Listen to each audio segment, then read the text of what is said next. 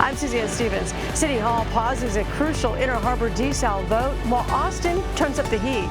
The showdown coming up. Nearly 100 people showed up for a town hall meeting in Flower Bluff regarding this library. I'm Tony Jaramillo telling you why and what's being done. Giving a voice to the voiceless. I'm Michaela Chavez in Nueces County. I'll tell you about a program that's getting support from both the state and the county.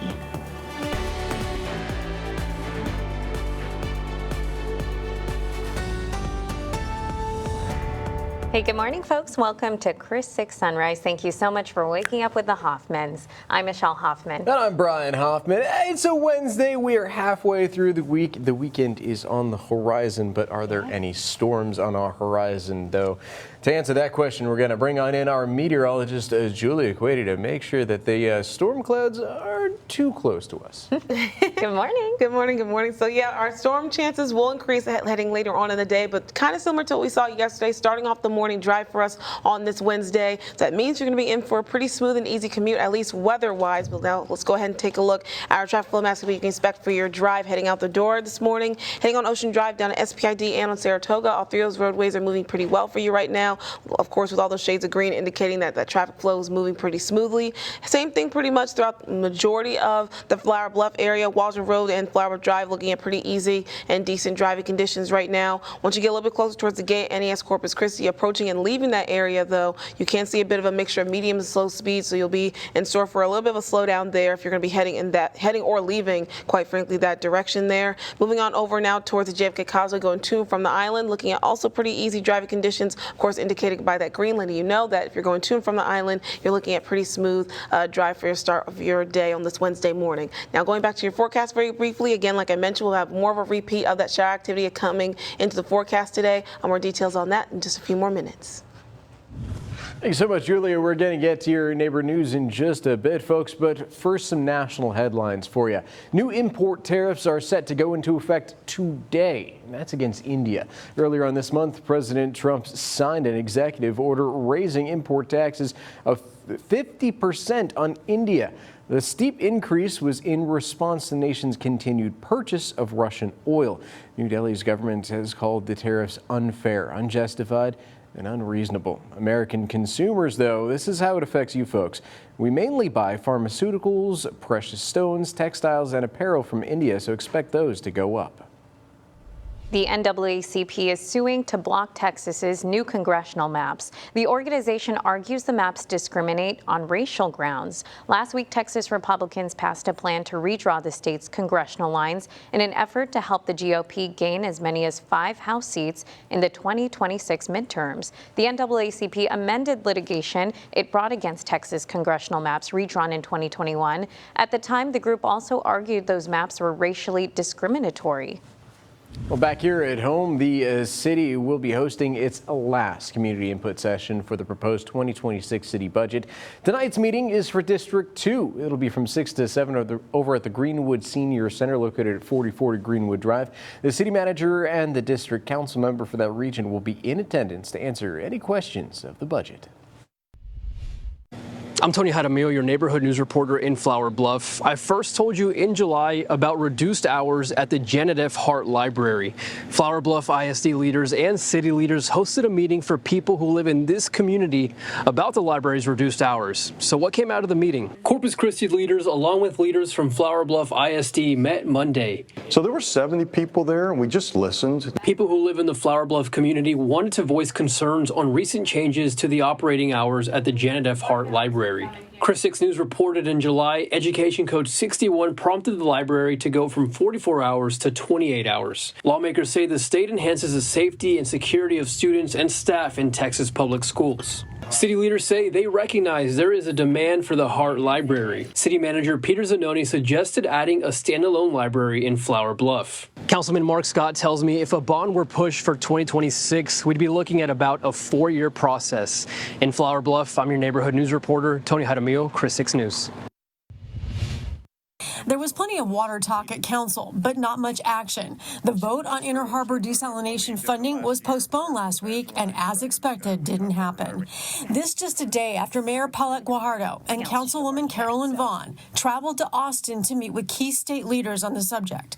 At the table, the governor's chief of staff, Senators Adam and Juan Hinojosa, Representative Denise Villalobos, and Nueces County Judge Connie Scott. Senator Adam Hinojosa was great. He kept saying, we need grants for them. We need to do grants if you want to continue. And I said the same thing, I'm not going to vote for a $1.2 billion project. As for the mayor, she declined to comment. Representative Todd Hunter, who organized the meeting, did not respond to our requests. And we want to remind you folks to join us Thursday for a special edition of Chris 6 News at 6. We're taking an in-depth look at our current water crisis. So join us for Running Dry, the Coastal Bend's water crisis, Thursday at 6 p.m. right here on Chris 6 TV.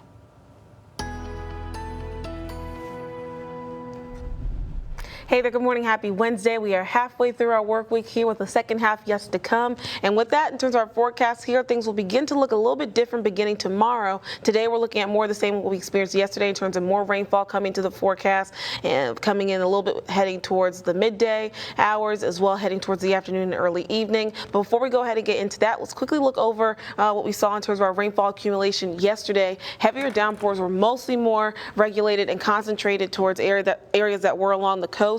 Even towards the south side of Corpus Christi, we saw some very heavy rainfall happening throughout portions of those neighborhoods. But again, seeing close to an inch of rainfall nearby Rockport, them, of course, seeing those heavier rainfall totals across the majority of the coastal bend. And then hopefully we're in for more of the same today with maybe a little bit more concentration from those rainfall totals, hopefully mostly towards those inland neighborhoods to help us out with our lake levels. But right now, waking up this morning, all of us mostly dry across the coastal bend. Again, very similar fashion to what we woke up and started our day yesterday on our Tuesday. Looking at our temperatures and conditions across the coastal bend, once again waking up towards those upper 70s to lower 80s across the area. 79 degrees here in Corpus Christi, 76 in Beeville, 80 degrees on the dot over in Rockport. Looking at calm wind speeds coming in from the southeast as well, light and variable winds for the most part that will increase mostly towards maybe 15 to 20 miles an hour as we approach this afternoon. Looking at our hour-by-hour forecast, once again for our skies, those will be on the cloudy side again for us today, along with that moisture and that cloud cover. Eventually those rain chances coming in by later on in the day, heading towards this afternoon.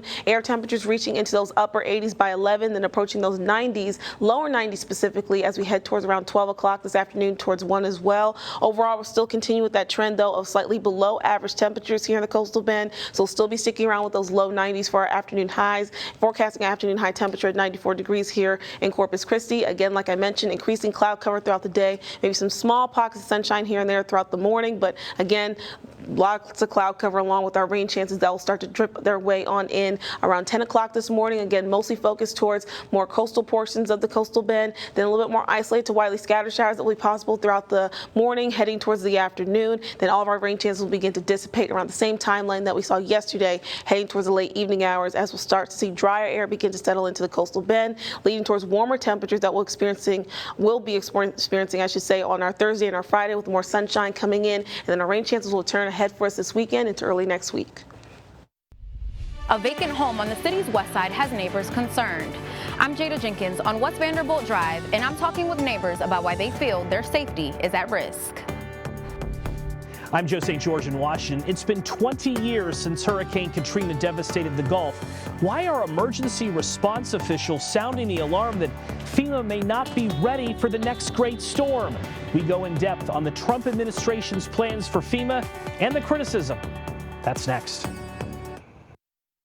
Welcome back, folks. 6:12 is your time. We're taking a quick look at our SBID Skycams. You can see traffic is flowing pretty normally right now on this roadway. We're going to be checking back in with meteorologist Julia Quady in just a bit to take a look at the rest of the roads, plus the weather for this coming weekend.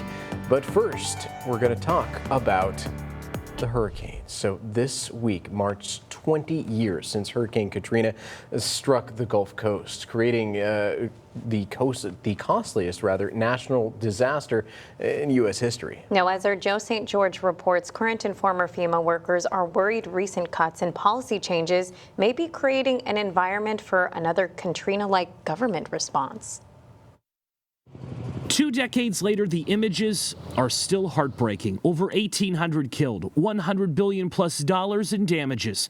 For FEMA, the storm is also a dark chapter, as it faced criticism for not being prepared enough and responding too slowly. It's a bittersweet time for the people in Louisiana 20 years ago. Mitch Landrieu is a former mayor of New Orleans and says 20 years later, the fear is that the federal government may not have fully learned Hurricane Katrina's lessons. Landrieu, a Democrat, believes that recent staff reductions at FEMA, as well as policy changes like fewer levee inspections, have made his city vulnerable this year. We are losing a lot of ground quickly because the lessons that we learned are being completely undermined by the Trump administration. Landrieu isn't alone. Dozens of current FEMA employees have signed a public letter to Congress highlighting their concerns about FEMA's ability to do its job this hurricane season. We oppose the reduction in capability of FEMA to perform its missions, one section of the letter reads. Deanne Criswell led FEMA during the Biden administration. I do have concerns on if they're going to be allowed to continue with that great work that they have been doing. And in an interview with Scripps News, says leadership in Washington may be forgetting how Katrina showed the importance of having qualified leaders within FEMA always on standby, ready for the next storm. Where you have, leadership that doesn't have emergency management experience. You have new administrative hurdles that have been put in place. The Trump administration has stressed that they are prepared for this hurricane season and that they have already been tested by disasters like the Texas floods. But White House officials acknowledge FEMA's operations may change after this hurricane season. What that change looks like, though, isn't exactly clear. The Trump administration said this in June. This agency fundamentally needs to go away as it exists. We want to wean off of FEMA, and we want to bring it down to the state level. But the president said this in July. FEMA has been really headed by some very good people. We have some good people running FEMA. It's about time. Joe St. George, Scripps News Group, Washington.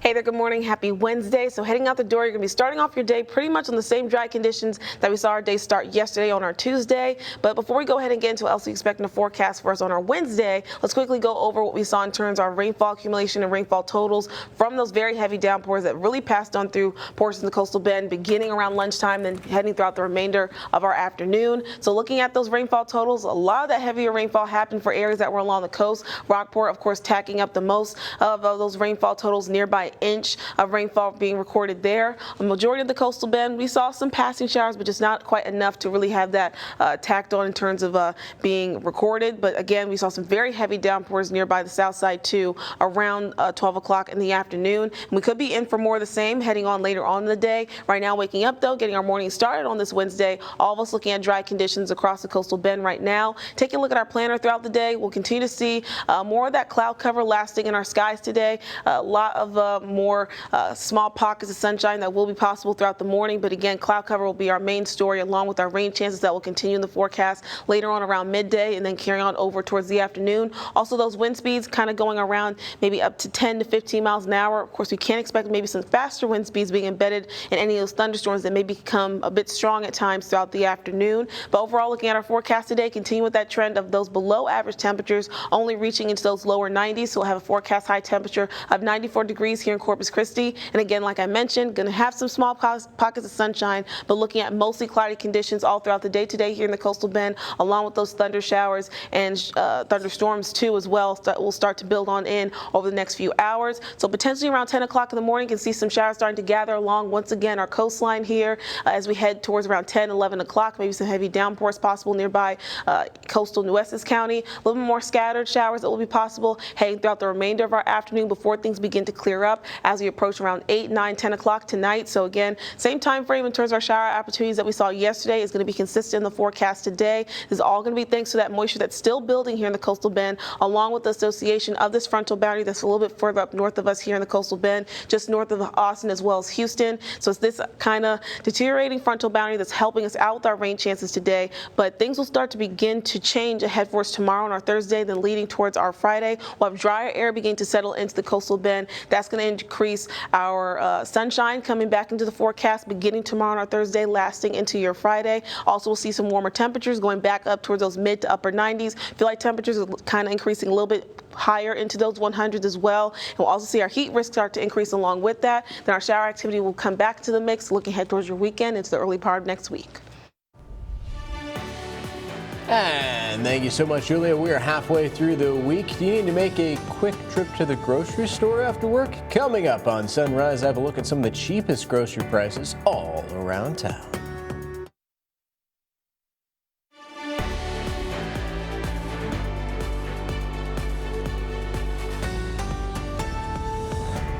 Welcome back, folks. Well, it's the middle of the week. You might need to hit up the grocery store because of some empty pantries, but don't you worry. I've got the cheapest places to go to, rather, for those cheaper prices. Now, remember, all of these prices as are per the retailer's website as of this morning. So, taking a look at the price of eggs first, we're looking at H-E-B sitting at $2.87, Target $2.79, Walmart $2.72, cheapest place on that one. Now on to a loaf of bread. Third place is going to go to Target, $1.49, then Walmart at $1.27. H-E-B comes in clutch, $1.25. You can never beat those dollar French bread loaves, though, can we? Next up, gallon of milk. Third place is at Target, $2.89. Second place, H-E-B, $2.72. And actually, that's tied for first place with Walmart, also $2.72. Wrapping things up, taking a look at protein. We actually saw a dollar decrease. They seem to be playing that line, bouncing back and forth between $7.49 and $6.49. This week, $6.49 for Target. H-E-B second place at $4.79, and rounding it off for first place, Walmart at $4.44. They're keeping that price for a while now. As always, you can find cheaper prices than any of these that I have mentioned. Throw them in your cart while you can to save an extra buck or two.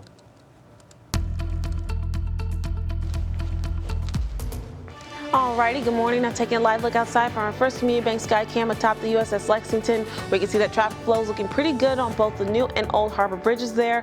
Almost waking up towards drier conditions as well this morning compared to yesterday. It's just going to be looking at a bit of a similar weather pattern in terms of our shower activity coming in a little bit closer towards midday than lasting towards the afternoon. So that means that morning commute should be a pretty easy one. Let's go ahead and take a look at our traffic flow map, see what you can expect on those roadways. We can see on Ocean Drive heading down towards SPID and on Saratoga. All three of those roadways looking pretty clear for the start of your Wednesday morning. Moving on over now towards Flower Bluff, a little bit of medium speed that you might encounter throughout portions of Waldron Road as well as on Flower Bluff Drive. And as you start to approach and leave the gate at NAS Corpus Christi, looking at more of the same of those medium speed conditions that you can expect over there. And looking at our view heading onto the JFK Causeway going to and from the island, also looking at pretty smooth and easy driving conditions heading out the door to start your Wednesday morning. That's it for your traffic report. More details from your forecast coming up.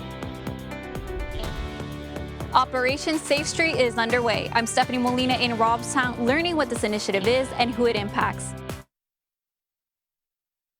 Now, weather on the 6s. Alrighty, good morning and welcome back. Taking a live look here from our Snoopy's Pier Skycam sponsored by CCAC, where we're looking at a lot of cloud cover to start us off this morning. This is going to continue as we head throughout the day. Maybe small pockets of sunshine here and there, but that moisture increase lingering in from yesterday is going to lead towards, again, mostly cloudy skies and our rain chances coming back towards the mix as we head towards around midday. That's going to last throughout the afternoon as well. So that's going to be a pretty similar pattern in terms of our forecast today. Very similar to yesterday, but let's go ahead and get into what else you can expect for our forecast today here at a glance. Once again, still continuing with those below average temperatures reaching into those lower 90s. So we'll still have a bit of a break in store for us in terms of those below average temperatures. Like I mentioned, more rain chances on the way later on this morning, heading towards this afternoon with more showers and thunderstorms that will be possible. Hopefully we can see a little bit more of those rainfall totals happen a little bit more closer towards inland neighborhoods and hopefully nearby our reservoir and our lake levels, so we can see some helps with that. But other than that, again, still some rain opportunities on the way today. We'll see our wind speeds coming in from the southeast going closer towards 15 miles an hour. And of course, we can expect in some of those thunderstorms maybe some heavier and stronger wind speeds to be embedded in those if they become a bit strong heading on towards the later hours today. But looking at our Doppler radar, we can see across the coastal bend, looking at very much a dry start for us this morning, very similar to yesterday. That humidity is still there, though. It's still something you can feel as soon as you head outside your door. So you can see that's going to be represented with our air temperatures sitting towards those upper 70s or lower 80s across the coastal bend here, especially those 80s in areas that are along the coast for us this morning. And as we look ahead towards the next few hours in terms of our rain chances, Again, very similar timeline. Those will start to increase a little bit closer towards lunchtime and then linger as we look ahead towards the afternoon before decreasing a little bit closer towards 6, 7 o'clock tonight. That's going to continue heading towards the overnight into your Thursday morning. That's going to be when that drier air is going to be set to arrive. So we'll see a change in our forecast, shifting from soggy to more dry. We'll be looking at higher temperatures coming in beginning tomorrow as well. But looking at our forecast overall today, going to have a high temperature of 94 degrees. Like I mentioned, a lot of cloud cover in our skies today, along with our rain chances increasing in the next few hours. All this tied towards that moisture increase that's still lingering in our forecast today, along with that frontal boundary that's just north of us here in the coastal bend, causing that trigger effect in terms of those showers that will still be possible in the forecast across our area in a bit of a more isolated fashion. But we are going to be looking at changes beginning tomorrow on our Thursday as drier air begins to settle on into the area and then linger ahead for us on our Friday.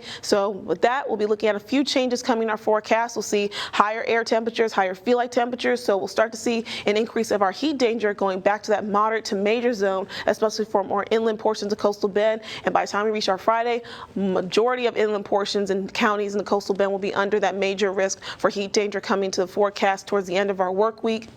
Rain chances, again, will not be existent for us on Thursday and Friday with that dry air currently in place at that time. But those rain chances will start to rebound and come back to the mix as we look ahead towards your Saturday, Sunday, really getting better rain chances ahead for us on Sunday night, going into the early start of next week of your work week on Monday and Tuesday. So again, that flip-flop forecast still continues for us here in the coastal bend. Rain chances, again, still possible for us today before we dry out beginning tomorrow. That's going to continue into our Friday with those warmer temperatures and more dangerous heat on the way. Then we'll cool right back down a bit to more below average temperatures with our rain chances coming back into next week.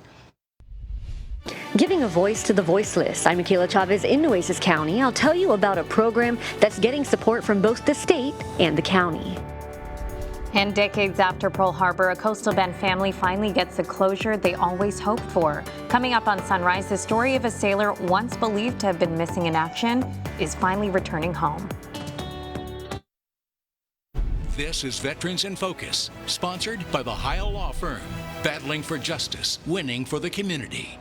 Science made it possible, but faith made it unforgettable. After more than 80 years, a Pearl Harbor hero is finally coming home to be laid to rest right here in the coastal bend. For this week's Veterans in Focus, I want to share with you the story of Roberto Stillman Garcia.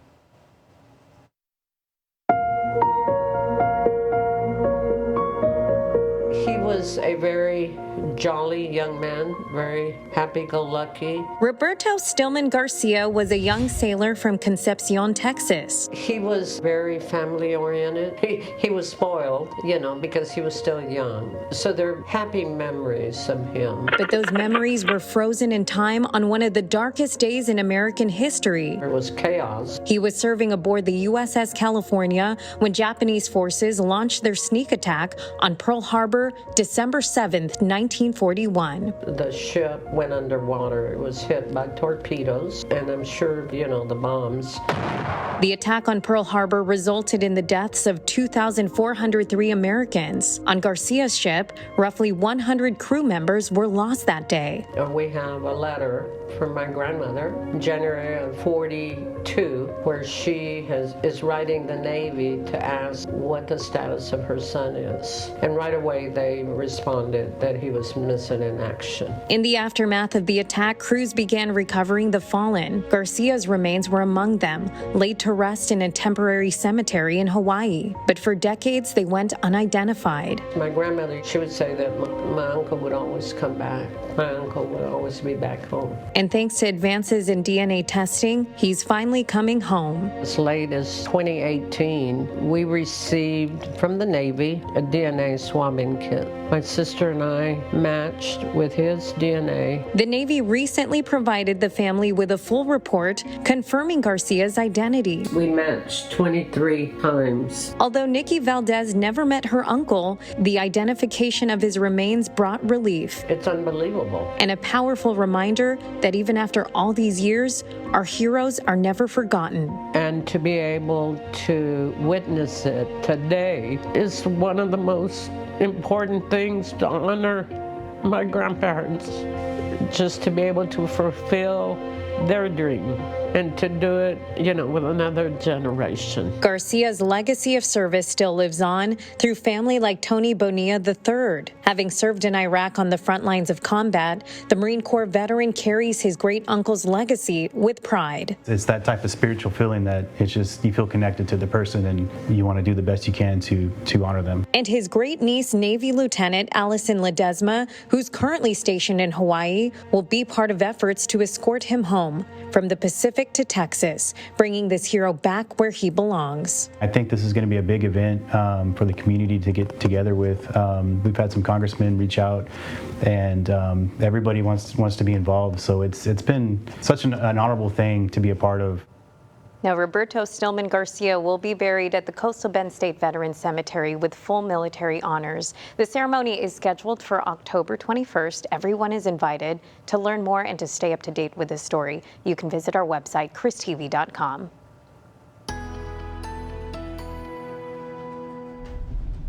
Hey there, good morning and happy Wednesday. So in terms of our forecastings, will be very similar to what we experienced yesterday, starting off dry with a lot of cloud cover coming in throughout the morning and heading towards the afternoon. Rain chances will start to trickle their way on in as we head towards around midday, continuing throughout the afternoon before our rain chances start to dissipate ahead for us later on tonight. So looking at our planner here, like I mentioned, all that cloud cover lingering to our forecast all throughout the morning and heading towards this afternoon. Temperatures reaching in towards those upper 80s as we approach around the 10 o'clock hour. Then all throughout the afternoon, having temperatures still remaining technically below average into those lower 90s, only expecting a forecast high temperature nearby 93 or 94 degrees here in Corpus Christi. Take a look at our rain chances over the next 24 hours. Like I mentioned, those rain chances will begin to improve as we look ahead around midday and by the afternoon. Only looking at anywhere between isolated, or I should say straight to isolated rather, for our rain chances all throughout the afternoon. Rain chances will decrease as we start to approach the late nighttime hours around 7, 8, 9 o'clock, and those rain chances will continue to stay very low at best, especially with that dry air that's going to begin to arrive in the coastal bend, leading to more sunshine and hotter temperatures back up, approaching those upper 90s towards the end of our work week. We'll also see some higher increase in our heat danger that's also going to linger and increase towards around the major zone ahead for us on our Friday. From Chris 6, this is 20 minutes of non-stop news. Welcome back, folks. Thank you so much for tuning in for our 20 minutes of nonstop news with the Hoffmans. I'm Brian Hoffman. And I'm Michelle Hoffman. We have plenty of neighborhood news for you this morning, but first, let's check in with meteorologist Julia Quady. Good morning, Julia. So how are the roadways looking this morning? Hey there, good morning, you guys. So those roadways are looking pretty good for us this morning. Thankfully, they are going to be off towards a dry start as well, as our rainfall activity has not continued just quite yet. We're expecting that to come in later on this morning, heading towards around midday or towards the early afternoon. Taking a look at our view from our sky cam over top SPID, you can see a lot more folks hitting those roadways, getting their morning started. Things are still moving pretty smoothly, even though you might see more of your neighbors on SPID heading in both directions there. Let's go and take a look at the traffic flow map so we can expect on other roadways throughout the area. Right now, looking at our view from Ocean Drive down SPID and on Saratoga, all three of those roadways moving pretty well for you this morning to get you started. Moving on over now towards Flower Bluff, a little bit of median speed that you may see throughout portions of Waldron Road and on Flower Bluff Drive, so you just may want to keep that in mind if you plan on heading in this direction. Right now at this moment, as we start to approach the gate at NAS Corpus Christi, and for a bit of a medium speed that you're going to see in that direction as well. But as you leave the gate, you're looking at things moving pretty smoothly with those shades of green, of course, indicating that smooth, easy flowing traffic flow. Let's go ahead and take a look at the JFK Causeway going to and from the island, where you're also looking at pretty easy driving conditions right now. You can see there's no hiccups or slowdowns heading on either direction if you're going to and from the island, meaning that you're going to be pretty much in for a pretty easy drive starting you off on this Wednesday morning. More details on your forecast coming up in the next few minutes.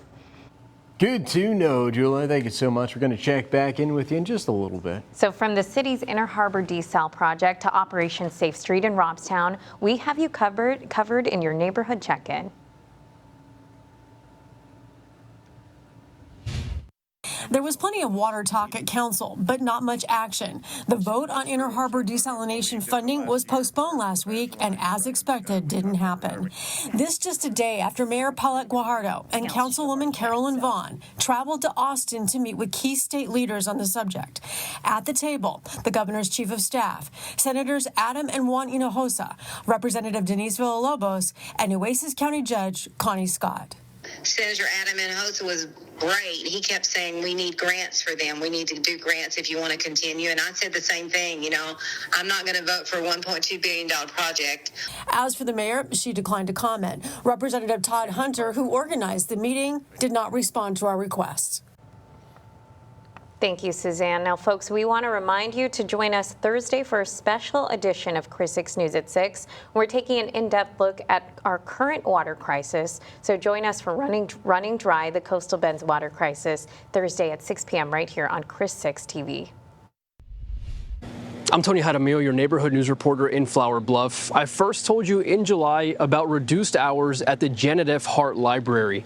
Flower Bluff ISD leaders and city leaders hosted a meeting for people who live in this community about the library's reduced hours. So what came out of the meeting? Corpus Christi leaders, along with leaders from Flower Bluff ISD, met Monday. So there were 70 people there, and we just listened. People who live in the Flower Bluff community wanted to voice concerns on recent changes to the operating hours at the Janet F. Hart Library.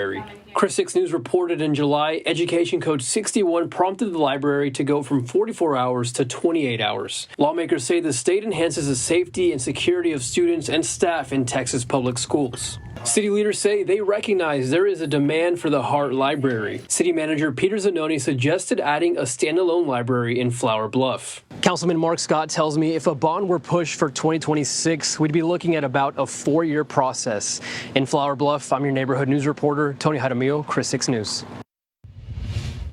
Robstown Police Chief tells Chris 6 News drive-by shootings are happening more often in his city. Chief Mike Tamez says some were targeted. His response, put more officers on the streets. Last year, he says, investigators looked into 109 violent crimes. So far this year, his officers worked 58. Despite the recent rise of gun violence, they are still keeping crime low. Lydia Lozano was born and raised in Robstown. She tells me she appreciates the chief's transparency to residents. Robstown police made 13 arrests since launching Operation Safe Streets in mid-August. Chief Tamez says he wants his community to know his officers are out there, and it's not just them, but also local and state partners.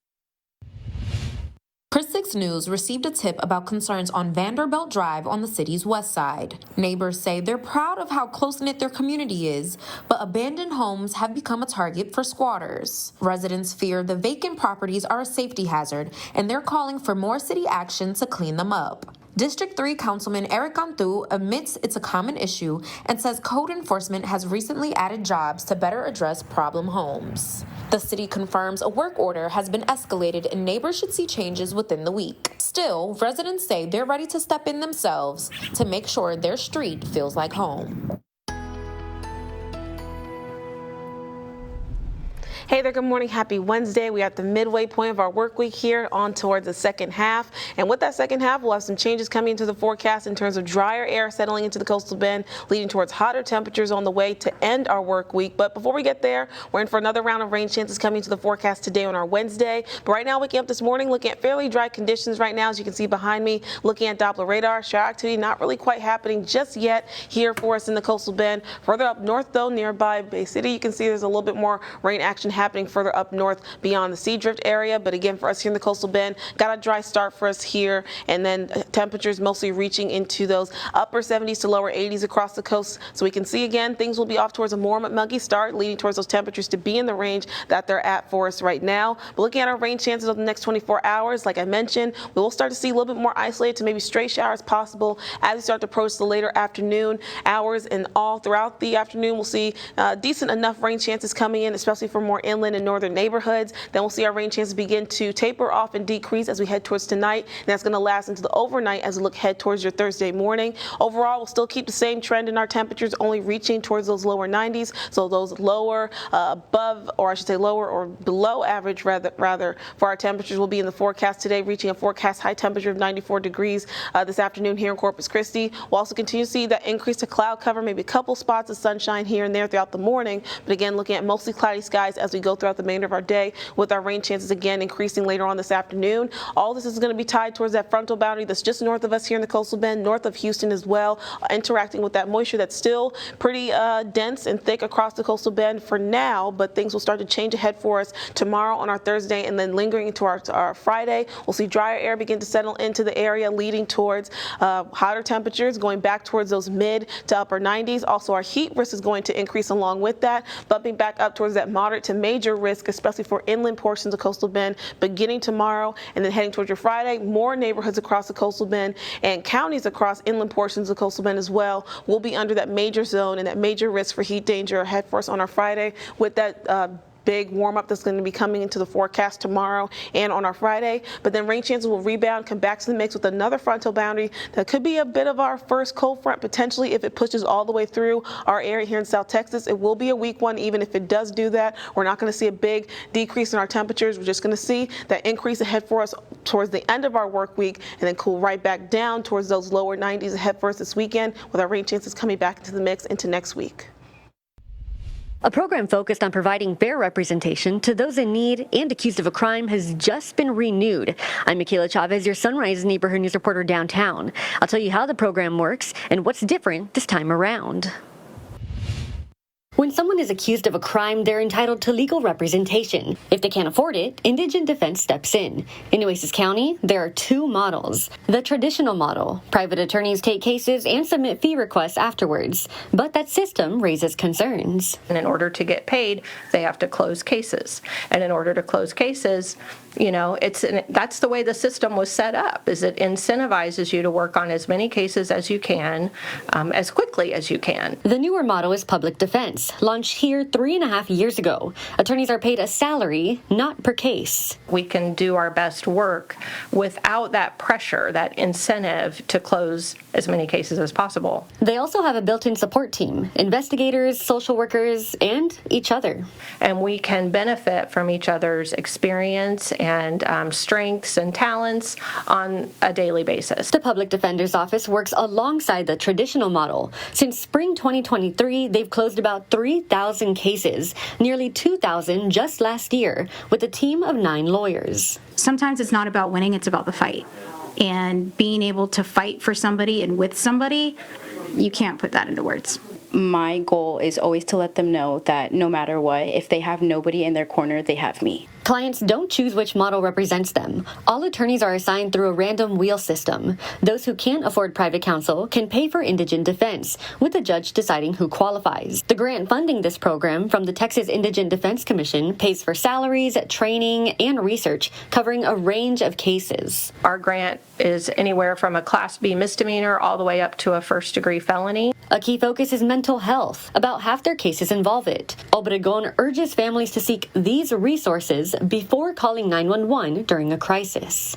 Because jail is not therapeutic for someone in a crisis. The state fully funded the grant to start, but next year, the county begins contributing 20% annually until it's fully funded locally. Over the course of the efforts, the state will have invested $7.2 million.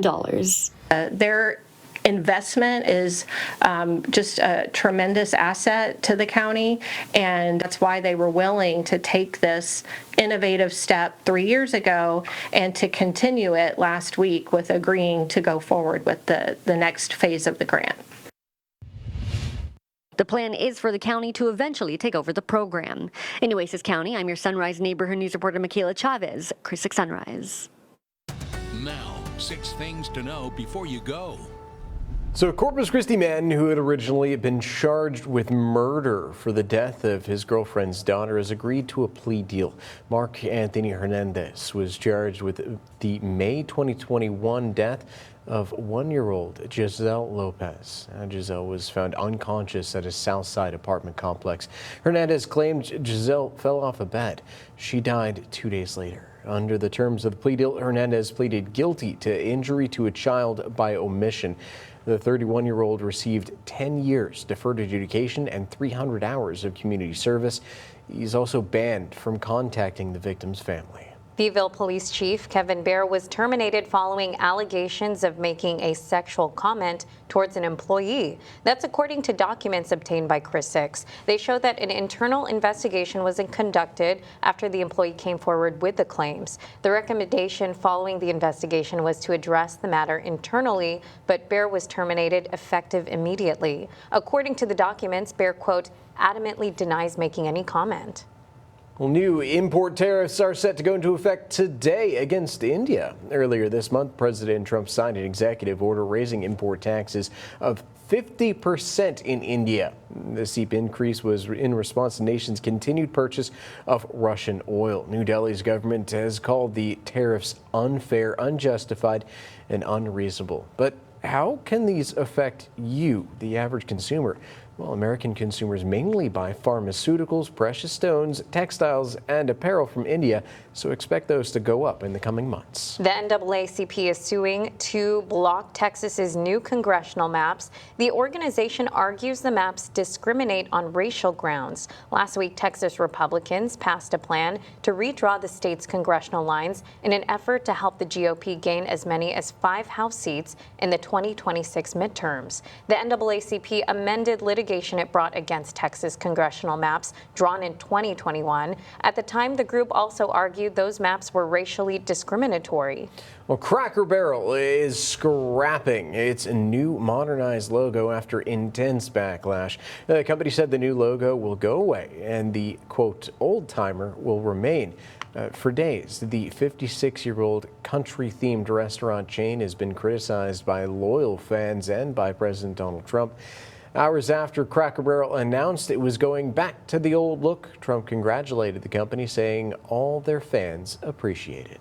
The Powerball jackpot for tonight's drawing has now topped $815 million, and that would make it the 7th largest prize in the lottery's history. The cash value of that payout, if taken in a lump sum, would be about $368 million. No one has hit all 6 numbers since May, which means 38 consecutive times of no one winning the big prize. However, 2 tickets sold in Georgia and Texas, they did manage to match all 5 white balls in Monday's drawing to win $1 million.